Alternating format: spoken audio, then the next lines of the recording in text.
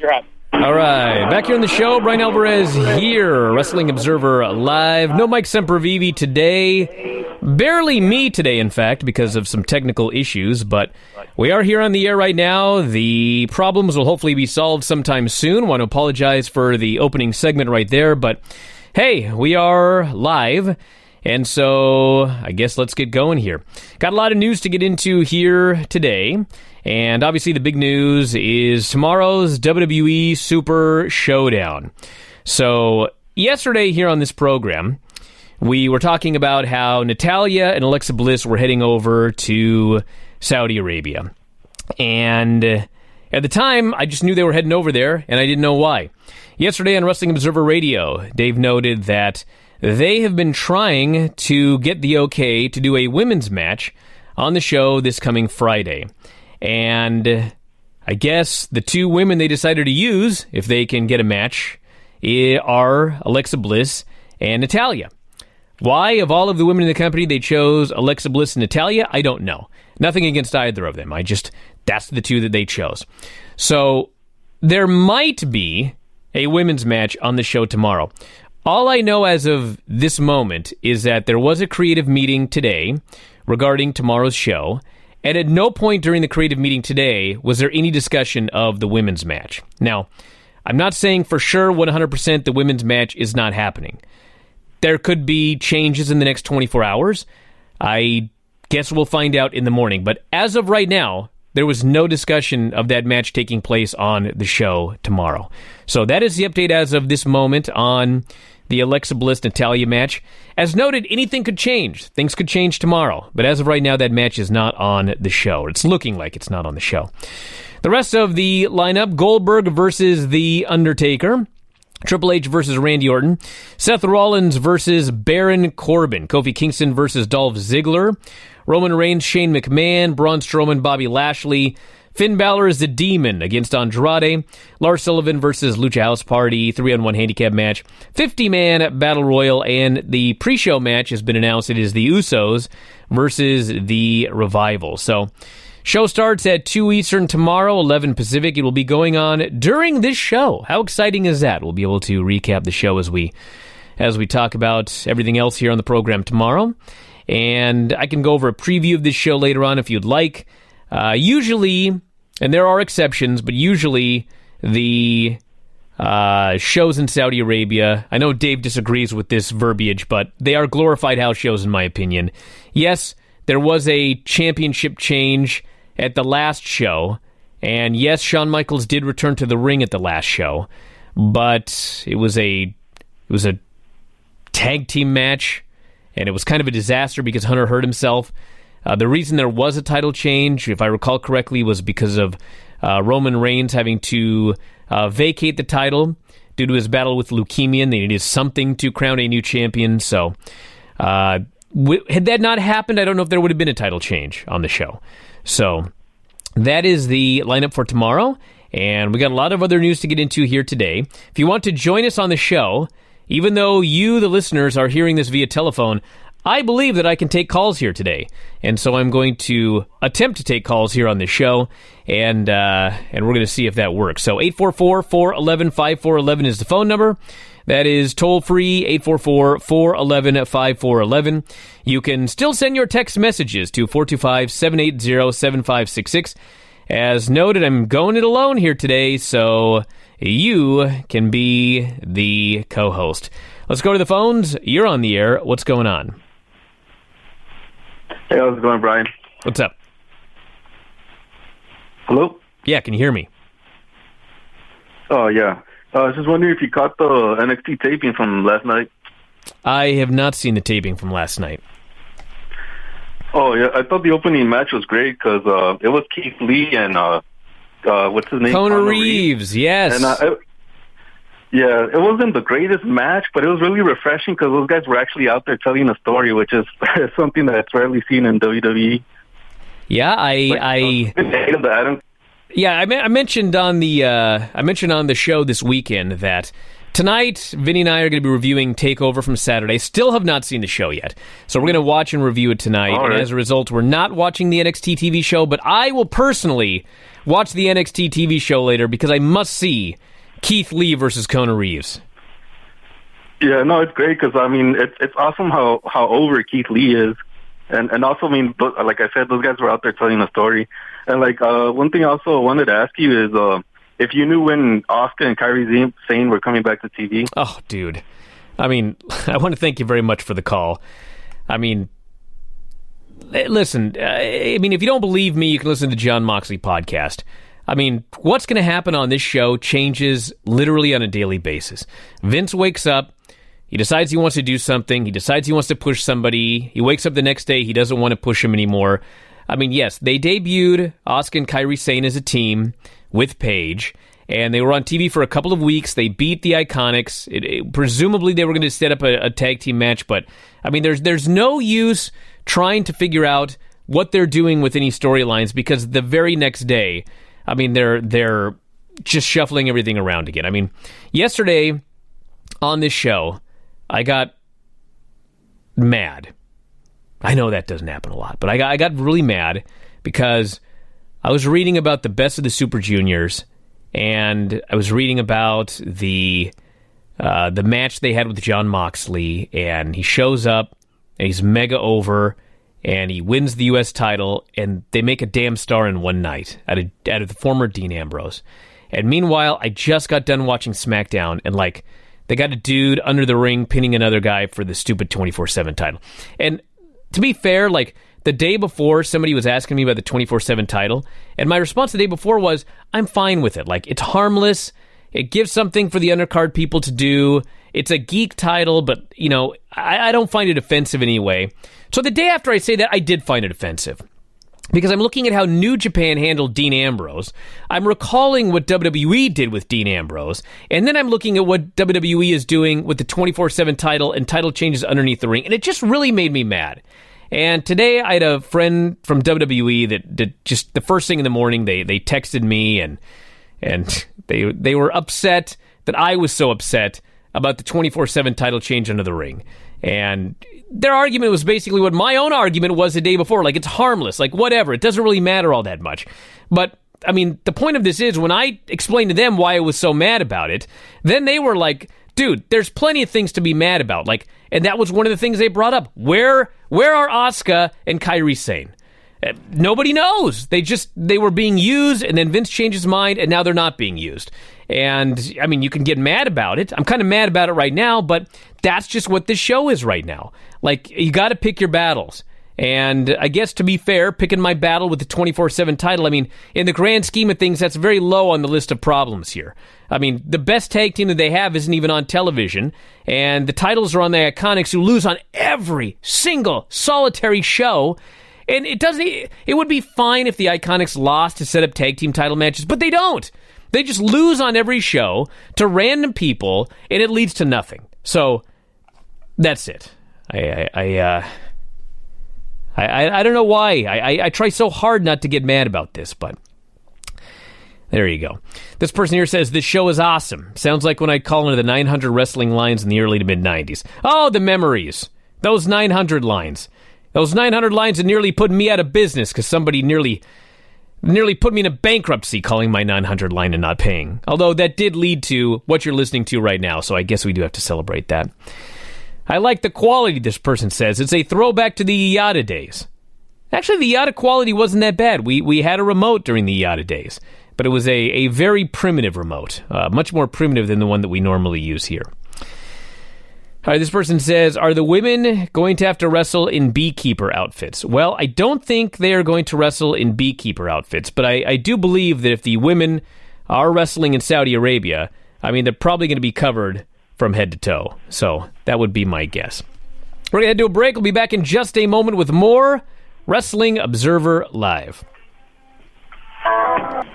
Back on the show, Bryan Alvarez here, Wrestling Observer Live. No Mike Sempervive today. What a day for him to be gone. He's at his son's graduation, I believe. 5th grade or something like that. He's not graduating high school. But anyway, we are here today, and if you are listening to this live, yes, we are going over the telephone, like the old The old Wrestling Observer hotline in the 90s. But what a great time to plug WrestlingObserver.com. Because if you are a subscriber to WrestlingObserver.com, the replay of this show that's going to go up at the normal time, immediately after this show goes off the air, will be pristine. So if you want the high-quality HD version of this program, you'll be able to check it out at WrestlingObserver.com as soon as this show is over. And I believe the replay that's coming up at 5 Pacific, 8 Eastern will be pristine as well. So we apologize for the technical difficulties. We'll get it working as soon as we can. And for now, if you want to give us a call, 844-411-5411 is the phone number. That is toll free. 844-411-5411. Text message is 425-780-7566. Let's go to the phones. You're on the air.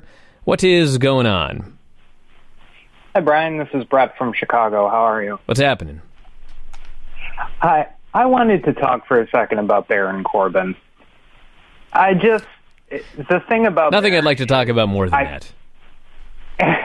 Here's the thing. I like Baron Corbin. I'm a fan of Baron Corbin. I've been following him since NXT. I liked his lone wolf character. I liked when he debuted on the main roster. I thought his run as U.S. champ on SmackDown was a pretty well-booked run. He beat AJ clean with the end of days. And I think that they're really, really ruining something that had a lot of potential for him. This GM character, the fact that he's still coming out in the vest and stuff, I don't know how far ahead they planned this wild card rule where now it's just the main eventers on both shows. They did not plan ahead. Right. It's just the main eventers on both shows. But if he had gotten switched to SmackDown, had gotten a character refresh, he's not a bad wrestler. His finisher's really cool. His entrance is good. His promos have gotten better. But him, Lashley, there's a bunch of guys that it just feels like they had real chance to push them from a B+ to an A- or an A, and they did nothing. And now we've got the wild card rule, so it's just the main eventers on both shows all the time. Well, let me give you my thoughts on Baron Corbin. I don't disagree with some of what you said. I mean, here's the reality, in my opinion, on Baron Corbin. I know people think that I hate Baron Corbin, but I don't hate Baron Corbin. I hate seeing 2 Baron Corbin matches, one of which is a main event on Raw. But the deal is this. Baron Corbin is a pretty good wrestler. He's not a great wrestler. He's also not terrible. He's not, for example, like Billy Kay. He can go in there, and with the right guy, they can have a good match. But they're not going to have a great match. And it actually reminds me, here's a segue for you. Moments ago, breaking news, Jinder Mahal won the 24/7 title with a pinfall over R-Truth on the tarmac at the airport. Now, the title may have changed back already, I don't know. But they did a title change there. And the reason I segued into that is because it reminds me of Jinder Mahal. Jinder Mahal was a guy who was an average promo, and he was an average, maybe slightly below average wrestler. Okay, he was not terrible. So they decided they wanted to make an Indian star, and they made him world champion after he had been literally rehired to be a high-profile jobber. And he won one single match before winning the title after being literally a jobber for 6 to 8 months, okay? So they make him the champion. I guess they figured that, we make the guy the champion and we push him and, he'll get over as champion. That doesn't work. It does not work in 2018, 2019, 2017 when everyone won the title. So the thing with Jinder was he was not ready to be a main eventer. He was not ready to be a champion. And when the whole experiment ended, he's right back to being a jobber again. And maybe he could have been more, but they rushed into a position he was not ready for, and he will probably never recover from it. Now, with Baron Corbin, it's very much the same thing. Baron Corbin is a tall guy. He's a good-looking guy. He's a good promo in the sense that he understands and he is able to be extraordinarily annoying when he cuts promos. He's not a guy where, when he cuts promos, you, want to see him wrestle. He's not a guy where when he cuts promos, he's causing people to buy tickets for stomping grounds. but I mean, not a lot of guys are. But he can deliver lines, and he can get the people to boo, and the company likes that. And so that's a feather in his cap. He is an athletic guy, and as noted, he can have fine matches, but he cannot have blowaway matches. The point of all of this is there is a place for Baron Corbin in the upper mid-card. He'd be a fine upper mid-card guy, maybe feuding over the U.S. title. But they're desperately trying to put him in the position of a main event heel. Not everybody can be a main eventer. And Baron Corbin is not a main event heel. He is an upper mid-card heel. And thus, they're putting him in a position that he is not ready. And like, the viewers are telling you that. Like, they don't want to see him in that position. It's not like they don't ever want to see Baron Corbin. I mean, I'm sure some of them don't because he's been shoved down their throats as a main eventer. But there was a place for him where he could have grown into a main eventer. But because they've shoved him into this position, now it's a disaster. Now, on top of that, they have him in an outfit that is impossible to take him seriously as a main eventer. I realize Kane did it, but nobody took him seriously as a main eventer either. He was a guy that fit into the role and you could do stuff with him, but he was not a main eventer. So they got a stupid outfit for him. They've got him in a position he's not ready for, and he's not a worker in the ring to that caliber. It's just not going to work, and that's it. So I don't necessarily need the guy to like never be on my TV again. I mean, I kind of feel that way sometimes, but he's just been pushed way too hard given his level of ability, and that's it. That's the story of Baron Corbin. This person here says, your hatred of Billy Kay is hilarious. And I have to admit, you saying Corbin is good is praise. Remember when you and Dave would nearly bury him completely? I'm not a fan of old Baron, but glad to see the improvements he has made be recognized. Yes, he's better, but he's not a main eventer. Period. And so when you put him in that position, it's a mistake. And no, I don't hate Billy Kay, but Billy Kay is the worst wrestler in WWE. And I challenge you to find me somebody who is a worse wrestler than Billy Kay, because you won't. You're welcome to try. I'm not trying to be a jerk here. I'm trying to be an honest person who's evaluating the talents of everybody in the company. And in the ring, there is nobody worse than Billy Kay. It doesn't mean I don't think she's a nice person. It doesn't mean that I think that she should be fired. I'm merely pointing something out.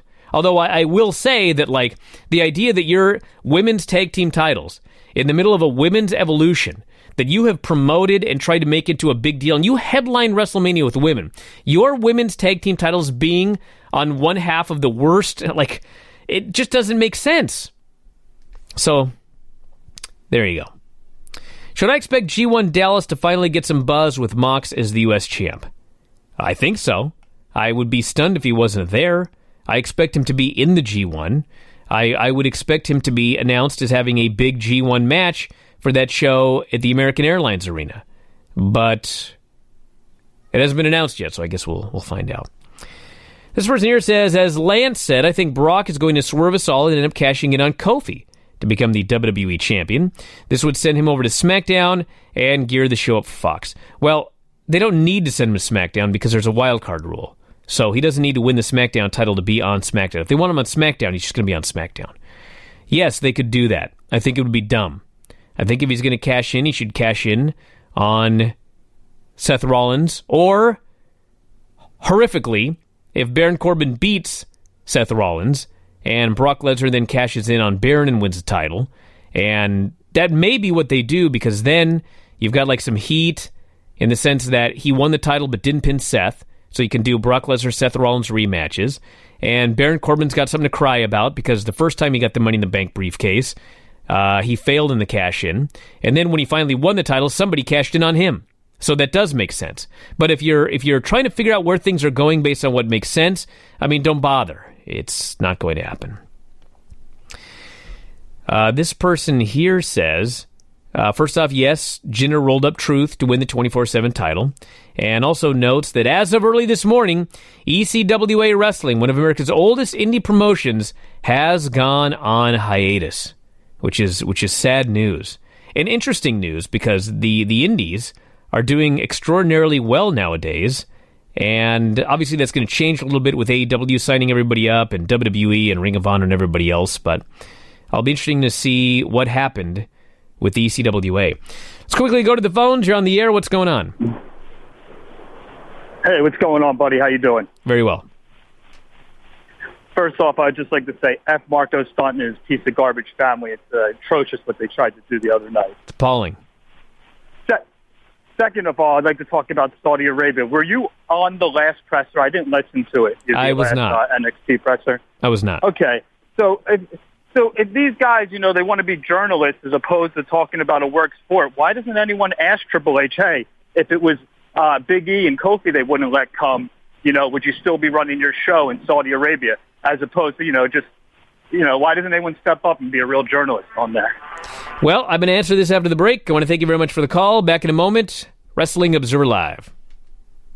Come on. Holy smokes. I never sounded so good, if I do say so myself. We're back, and the audio's fixed, everybody. So now we can continue on. If you want to give us a call, 844-411-5411. Text message is 425-780-7566. So why don't journalists on the NXT call ask about Saudi Arabia and who is and is not allowed to go? I mean, it sounds like a cop-out answer, but you got to ask them. I'm not even on the calls. I mean, there's a few things going on. I mean, there are some journalists on the calls that, I mean, if you ask a question like that, you'll never be on a call again. That's it. So, as a way to avoid losing access to these calls, they don't ask any question that's going to rock the boat. So there is that aspect to some people.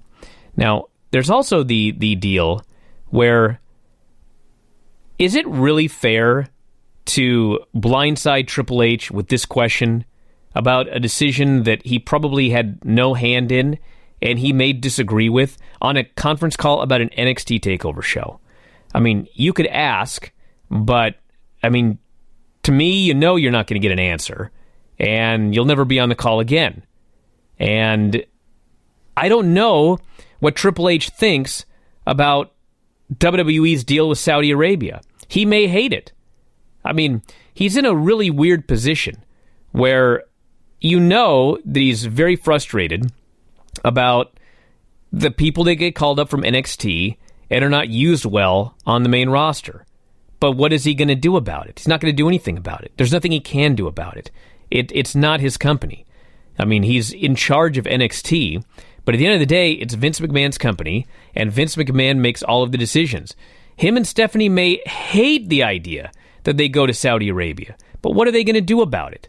I mean, he could, I guess, say, listen, I disagree with this, I'm not going to Saudi Arabia, but when you're Triple H, and you're in the position he's in, I mean, if you say that, nobody's going to go to Saudi Arabia. I mean, there's probably immense pressure on him if he doesn't want to go, so that he sets an example for everybody else that they expect to go. And I don't want stories written about this and me saying that Hunter doesn't want to go to Saudi Arabia. What I'm saying is, I don't know what the guy thinks. And if he doesn't think that this Saudi Arabia, if he hates the idea that they go to Saudi Arabia, he's never going to say that on a call. It's just not going to happen. So my guess is that the journalists that probably would like an answer to this question, they know better than to ask Triple H about it on an NXT conference call. Now, what I would like to know is why on the main investor calls, quarterly, there are so many questions that the institutional investors don't ask WWE about everything. We finally did get some of them asking some questions at this most recent conference call, but in general, it's like they just float along and they know they know virtually nothing about what's going on in WWE, and they just ask the most basic, nothing happening questions. And it's I mean, if I were an investor in one of their firms, it's kind of like, dude, like, you don't know anything about WWE. What do you know about all these other companies that you're investing in? I mean, do a little bit of research. So that's my answer. I'm not the one to ask. Find the people that are on the conference calls and ask them and see what they have to say. To the phones, you're on the air. What is going on? Hey, Bryan Alvarez. It's Ian from San Antonio, Texas. Yes, Ian. So, I got to say, first of all, to anyone that is wondering of whether or not they should subscribe to this website, they should. Let me tell you something. I, have not been feeling very good. I've been having a little bit of health issues over the past, about month.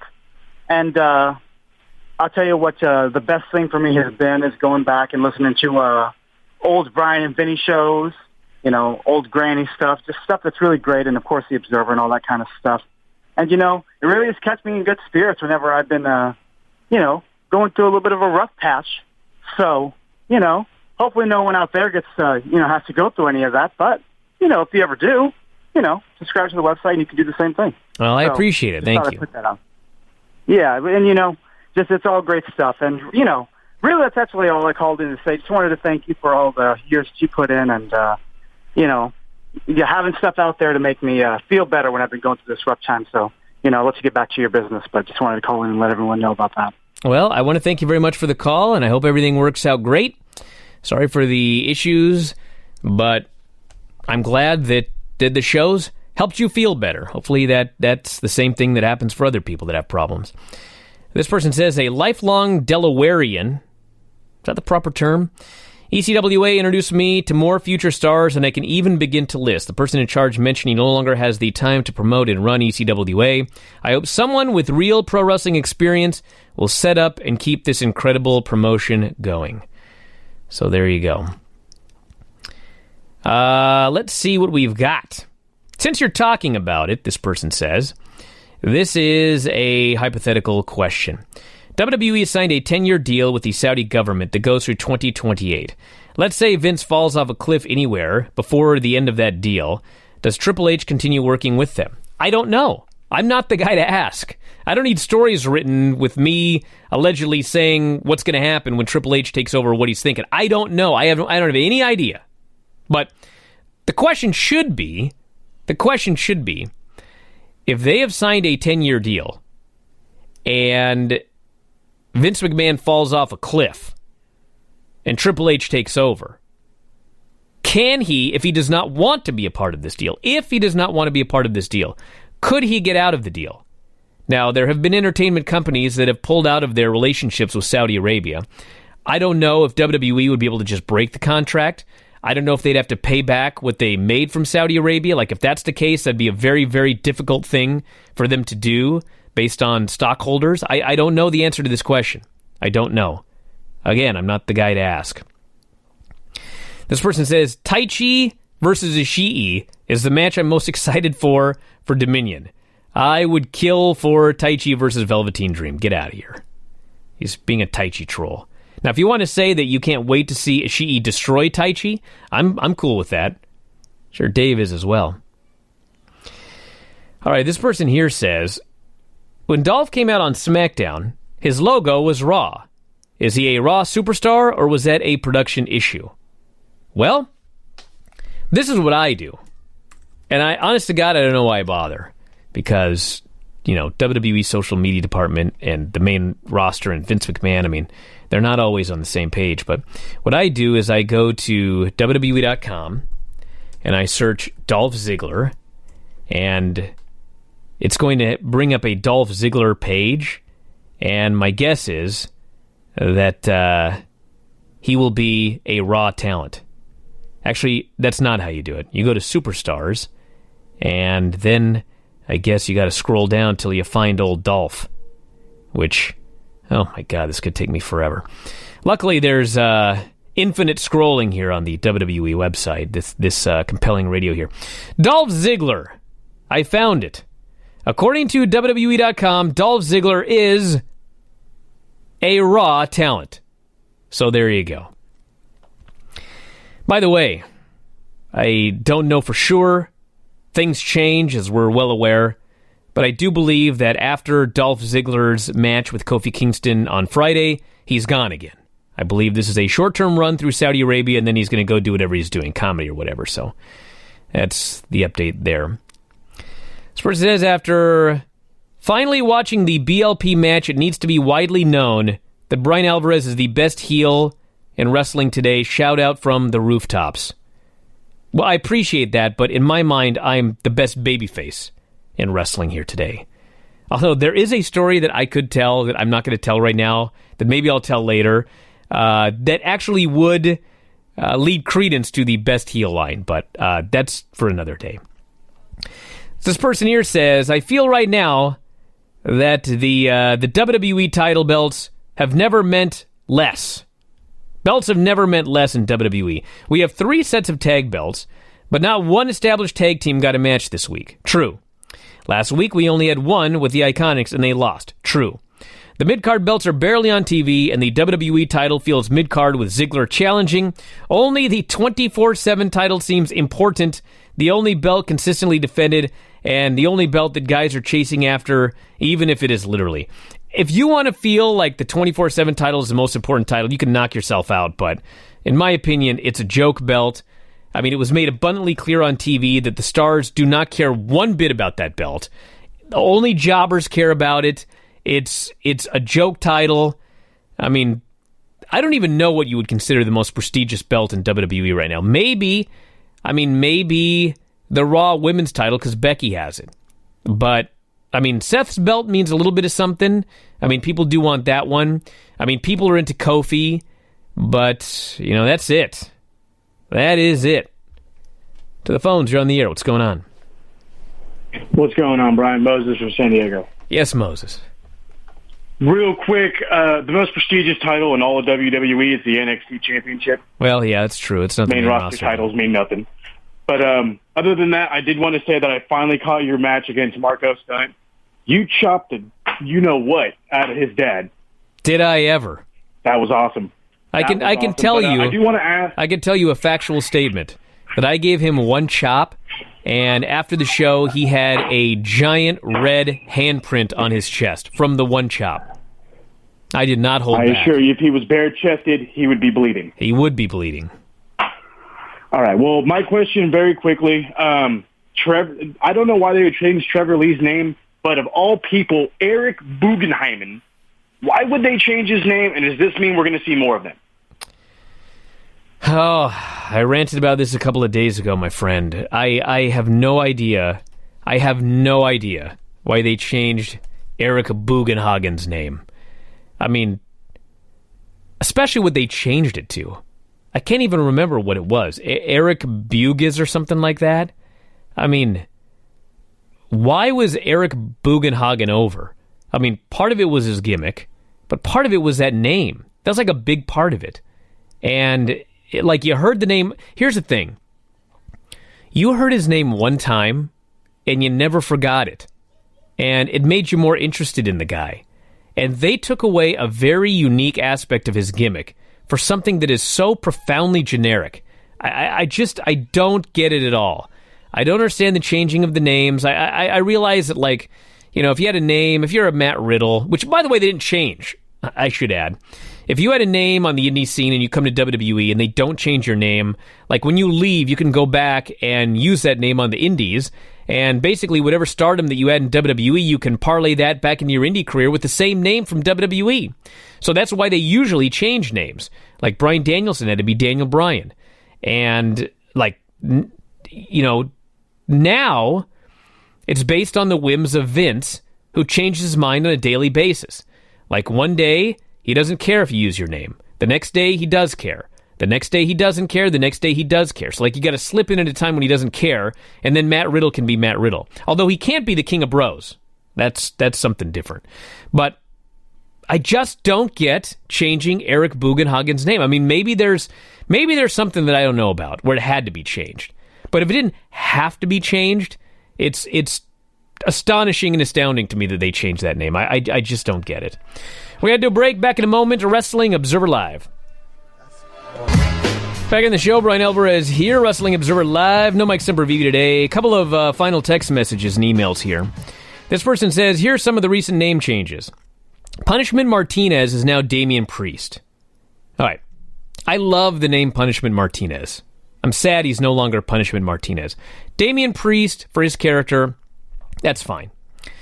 Trevor Lee is now Crimson Grimes. I'll wait and see. I mean, the one positive that I can get out of this is Trevor Lee is a very, very generic name. Crimson Grimes is definitely not. So we'll see what his character is and if it works out with that name. And yes, Eric Bugenhagen is now Rick Buges. Wretched. Absolutely wretched. This person says, I'm astounded this is happening down in NXT under Triple H. Triple H may not have any say over whether the guys have to change their names. And as I've noted before, like, when the guys have to change their names, like, they get to submit a list of names that they like, and then one is chosen. So whatever names were picked here, like Crimson Grimes, I mean, that was on Trevor Lee's list. It's not like it was given to him. They do have some say over it. Daniel Bryan wanted to be Buddy Peacock, and they ended up with Daniel Bryan. But anyway, one other thing here. This person says, do you think you could hold the 24/7 title longer than R-Truth? My answer is yes. I am usually just at my house, and the people that I surround myself with, none of them could beat me for this 24/7 title. So a preposterous question to finish off this program here today. But we are out of time. Tomorrow's going to be a very exciting show. We'll be live during WWE Super Showdown, so we'll tell you what's going on the show. And Mike will be back, and we'll have a lot of stuff to talk about. The Observer should be up very soon, and that's the update. So thanks for listening today. I apologize for the technical difficulties. We got through the show the best we could. The replay on WrestlingObserver.com and the replay here at Sports Byline will be pristine, so you can check those out later. And that is it from here. Thanks for listening. We'll talk to you next time. Wrestling Observer Live.